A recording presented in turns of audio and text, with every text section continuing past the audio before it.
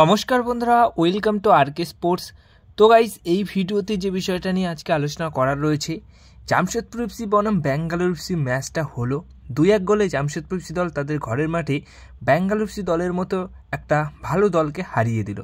তো জামশেদপুর এফসি দল কোচ খালিদ জামিলের আন্ডারে দুর্দান্ত পারফরমেন্স করছে, আর ব্যাঙ্গালোর এফসি দল এই মুহূর্তে তারাও কিন্তু তাদের জয় এক একটা ম্যাচের পর একটা জয় পেয়েই যাচ্ছে। তো লিগ টেবিলে তারাও কিন্তু খুব ভালো রকমভাবেই এগোচ্ছিল 1 নম্বর জায়গাটা পাওয়ার জন্য, কিন্তু সেখানে তাদের সেই রাস্তাতে বিশাল বড় একটা ক্ষতি হয়ে গেল। কারণ মোহনবাগান 14 ম্যাচে 32 পয়েন্ট নিয়ে এই মুহূর্তে 1 নম্বর পজিশনে রয়েছে।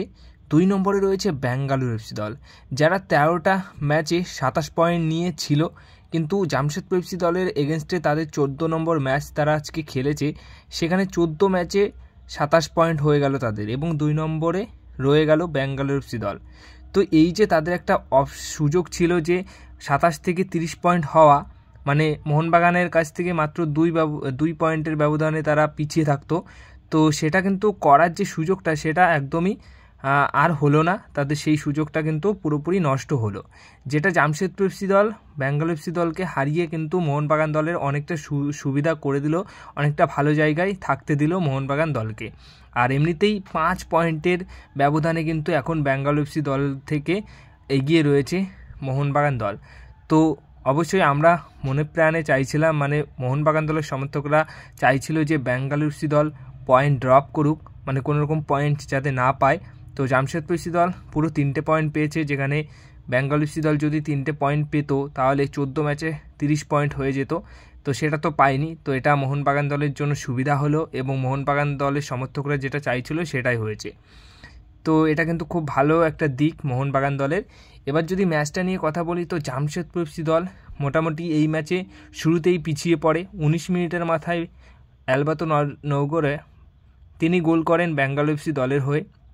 তারপরে সেকেন্ড হাফে যেভাবে কামব্যাক করেছে কোচ খালিদ জামিল, যেভাবে পরিকল্পনা করেছে সেকেন্ড হাফে ম্যাচটা পুরোপুরি নিজেদের করার জন্য, যেখানে 84 মিনিটের মাথায় বাইসাইকেল কিকে একটা গোল করেছে জর্ডান মারি।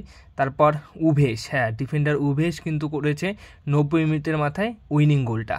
তো সব মিলিয়ে একজন ভারতীয় কোচ একজন স্প্যানিশ কোচের সেরা টিমকে হারিয়ে দিল। তো এর থেকে কিছু ভালো আর হয় না।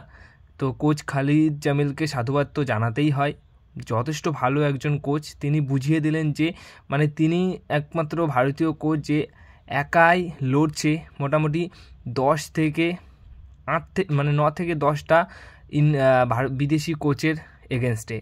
তো বুঝতে হবে যে একজন ভারতীয় কোচ হিসেবে তিনি লড়ছে একাই লড়ছে 9 থেকে 10টা বিদেশি কোচের বিরুদ্ধে। তো যেভাবে লড়েছে ব্যাঙ্গালোর এফসি দলের এগেনস্টে, তাতে অবশ্যই কোচ খালিদ জামিলকে কিন্তু সাধুবাদ জানাতে হয়। তাছাড়া কোচ খালিদ জামিল যে কাজটা করছে তার তো অনেকটাই সাধুবাদ জানাতে হবে, কিন্তু ব্যাঙ্গালোর এফসি দলের কোচ জারাগোজা তিনি কিন্তু এই পয়েন্ট ড্রপ করার পর তিনি মোটে খুশি হয়নি, যার কারণে রেফারির সাথে তর্ক বিতর্কেও কিন্তু জড়িয়ে গেছিল শেষ মুহূর্তে। তো সব মিলিয়ে দারুণ একটা সুবিধা পেল মোহনবাগান দল। এটা কিন্তু মোহনবাগান দলের জন্য খুব ভালো হলো।